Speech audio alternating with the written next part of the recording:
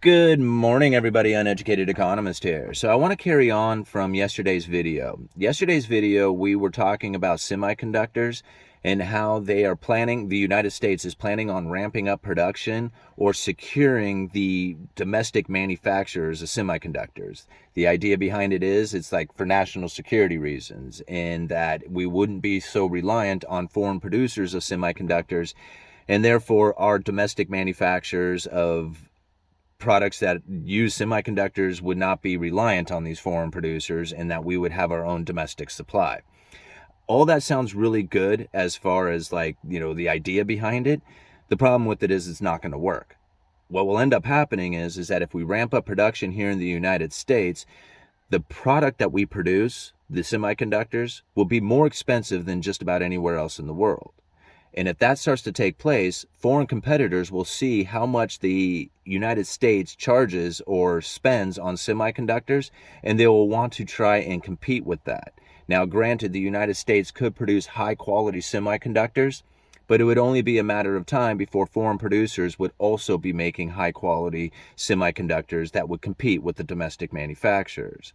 Now, the United States could go through some trade war kind of stuff where they'll put tariffs on semiconductors coming from foreign competitors, or start going into subsidies where they will actually subsidize the semiconductor manufacturers here in the United States. But all that will just add even more cost to those semiconductors, causing the prices to be ever increasingly higher, and the foreign producers will try to compete with that. So this is what ends up happening with it, is that if the United States goes through this situation in which that they try to ramp up production here in the United States, or securing the production of semiconductors for our own use, unless we plan on selling those semiconductors to the rest of the world is going to try and compete with the domestic manufacturers here.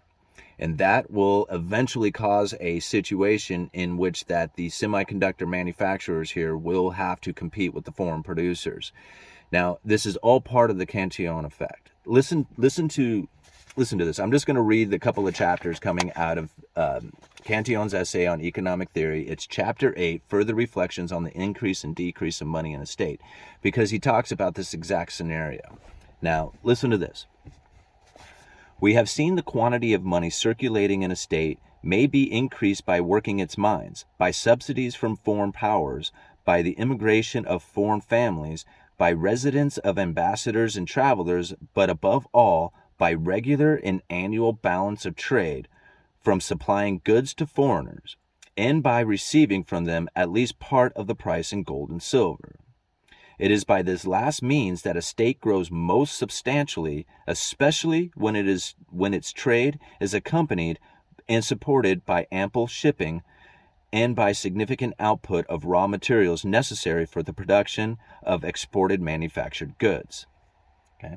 Everything sounds great. This sounds like, actually, what he describes there sounds very much like the United States during the 50s, 60s, and just kind of going into the 70s, like the late 60s there, when the United States was still a major manufacturer of goods for the whole world, right?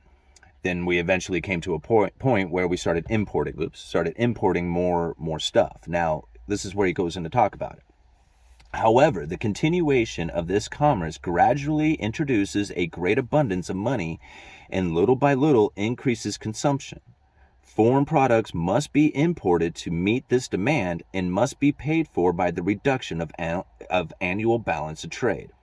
On the other hand, increased expenditures increases the cost of labor and the price of manufactured goods.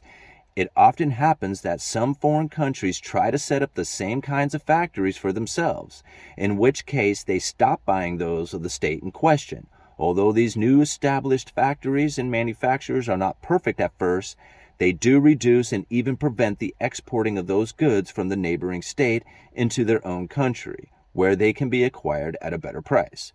So if the United States ramps up production and starts building high-quality semiconductors here in the United States, foreign purchasers, like if we were trying to export that to another country, they're going to look at that and say, man, these things are really expensive. We're going to try and manufacture our own. At first, they won't be good, but give us some time, and it's only a matter of time. And the idea of exporting to those countries will diminish, and those foreign nations will no longer be reliant on the domestic manufacturers exporting them to them. Does that kind of make sense? So as the United States ramps up production of semiconductors, foreign purchasers of this will be like, wow, man, these things are really expensive. We're going to build our own factories and start making these things on our own. Okay. In this manner, the state begins to lose some branches of its profitable trade, and many of its workmen and artisans who lose their jobs will leave the state and find employment in new foreign factories. In spite of the diminishing imbalance of trade, the custom of importing various products will continue. If the manufactured products of a state have a great reputation and can be shipped to the distant countries at a low cost, the state will maintain its advantage over the foreign manufacturers for many years and will maintain a small balance of trade, or at least keep it even. So if they get to a point where like, hey, man, we got these semiconductors, they're not as good, but the shipping cost to get it there just doesn't compete quite yet, then the domestic manufacturers can still do all right, right? But if things start getting easier to ship, or their production cost starts to drop, or they just get better at what they make, then the situation change. All right. If, however, some of a maritime state tries to perfect the same articles in its navigation at the same time, it will, because of cheapness of its manufactures, take away several branches of trade from the state in question. Consequently, this state will begin to lose a balance of trade and will be forced to spend part of its money abroad every year in order to pay for its imports. See that? Moreover, even if the state in question could keep a balance of trade and its greater abundance of money, it is reasonable to suppose that this abundance will plunge many wealthy individuals into luxury. They will buy paintings, precious stones from abroad. They will want silks and rare objects.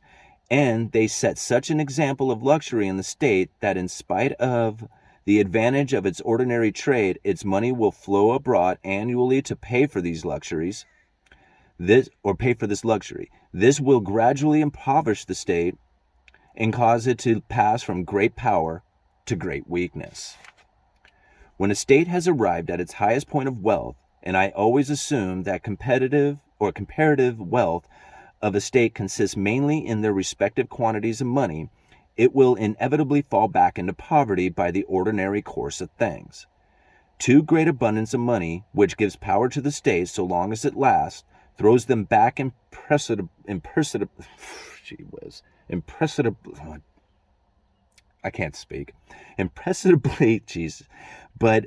but naturally into poverty. Thus, it would seem that when a state expands by trade and the abundance of money raises prices of land and labor, the prince or the legislator ought to withdraw money from circulation, keep it for emergencies, and try to slow down the circulation by every means, except compulsion and bad faith, to prevent its goods from becoming too expensive and avoid the drawbacks of luxury.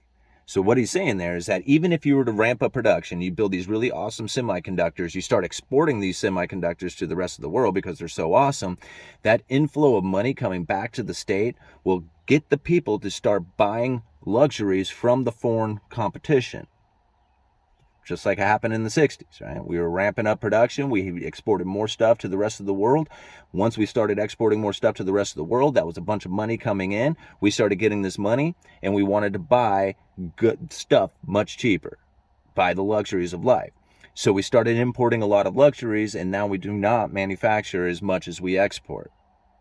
See what happened there? And that's exactly what Cantillon is describing right here. And you got to remember, I mean, Cantillon wrote this back in the 1700s, way before the United States ever even was a concept. All right, let's see here. However, it is not easy to perceive the opportune time for this, to hold back on the money and not dive into luxuries. That's what he was saying. Or to know when money has become more abundant than it ought to be for the good and preservation of and advantages of the state. Therefore, princes and heads of republics do not concern themselves much with this sort of knowledge, and strive only to make use of the abundance of their state revenues, to extend their power, and to insult other countries on the most frivolous pretexts.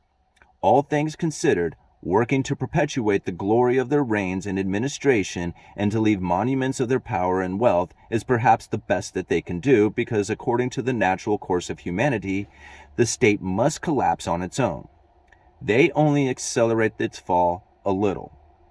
Nevertheless, it seems that they should try to make their power last during the time of their own administration. Few years are needed to raise the abundance to the highest point in the state. However, still fewer are needed to bring it to poverty for lack of commerce and manufacturing. Without speaking of the rise and fall of Venice Republic, Hanseatic, I don't know if I'm saying that, Hanseatic cities, Flanders and Brabant, I don't know these words. All right. The Dutch Republic, who have succeeded each other in profitable branches of trade. One may say that France's power has only been on the rise from 1646, when factories were established to produce clothing which had previously been imported, to 1684, when a number of Protestant entrepreneurs and artisans were driven out of France. The kingdom has done nothing but recede since the last date. So it is only a matter of time after the production of semiconductors here in the United States ramps up, producing high quality semiconductors, that foreign competition will see the price that sells here in the United States and try to compete with that. They will ramp up their own production, and the United States will be forced to either tariff or go into some sort of subsidies to keep the domestic manufacturers around or even alive. And the perfect example of this was the domestic surgical mask producers, who had ramped up production during the COVID outbreak, that everybody was in demand of these surgical masks. Foreign competition was not coming in because of the supply chain breakdown. The domestic manufacturers were in a national security kind of position in which that they needed to produce these masks for our security, right? We couldn't be reliant on other manufacturers of this. So they ramped up production, they hired more people, got their facilities up and moving, only to find that once the demand for these masks had fallen, like the pandemic came to an end and everybody wasn't buying these things anymore, the only people who were buying these things, or buying a lot of them, were the hospitals. And the hospital is going to avoid the domestic manufacturers, because they are going to be able to get the foreign producers to sell them to them for a much cheaper price. So now the domestic manufacturers, again, either there needs to be tariffs on the surgical masks coming from other nations, or the United States has to start subsidizing these guys in order to keep them around. Same thing will happen with semiconductors. Uneducated economist. You guys let me know.